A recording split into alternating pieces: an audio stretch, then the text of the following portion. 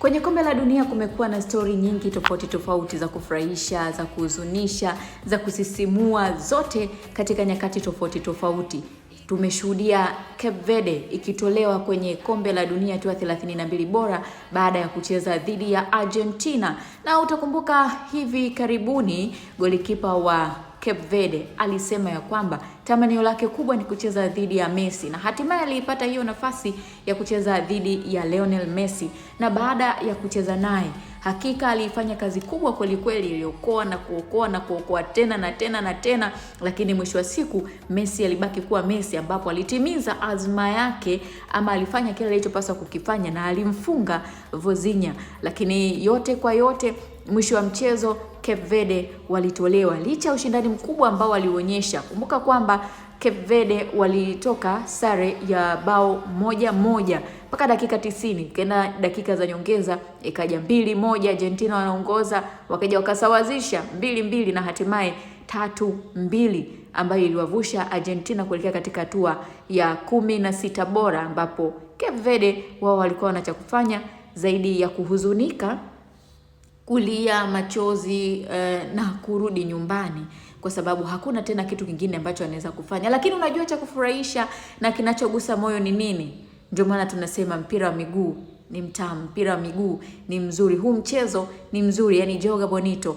Kinachofurahisha ni kwamba tamanio la Vozinha lilitimia, ambapo baada ya mchezo alimfuata Lionel Messi. Kwa mujibu wa maelezo yake, anasema kwamba alimfuata akamsalimia, lakini Messi alimkumbatia na akamwambia kwamba yeye ni golikipa mzuri, anafanya kazi nzuri na watu wake wanapaswa kujivunia yeye. Vozinha anasema kwamba maneno hayo yalimpa moyo kwa kiasi kikubwa na anaona kama hicho ni kitu kikubwa zaidi kwake. Lakini yote pia Vozinha anawashukuru watu wote kutoka maeneo tofauti. Kumbuka kwamba wakati anaenda kwenye kombe la dunia, game ya kwanza tu anaingia uwanjani alikuwa na watu wasiozidi 50,000, lakini anamaliza mchezo ameshafikisha watu milioni 1 na kadhaa. Lakini sasa hivi tunazungumza golikipa ambaye ana watu zaidi ya milioni 17 akiwa anatamba huko mitandaoni. Lakini sio tu kwa sababu watu wamejisikia kumfuata, hapana, ni kwa sababu ya kazi nzuri na kubwa ambayo ameifanya.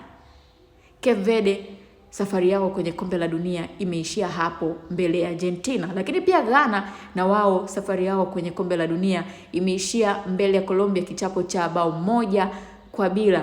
Bao la Arias ndio ambalo limeondosha Ghana kurudi kwao. Klabu 2 za Afrika katika klabu 10 ambazo zilitinga kwenye kombe la dunia, lakini pia katika klabu 9 ambazo ziliingia katika hatua ya 32 bora, ni klabu 2 tu ambazo zimefanikiwa kutoboa kwenye 16 bora, na hizo si nyingine, ni Egypt na Morocco, yani Misri na Morocco. Hii ndio 16 bora jinsi ambavyo itakuwa. Angalia hapo nani atakutana na nani na utupe utabiri wako. Unawaona hizi timu 2 za Afrika zikienda wapi?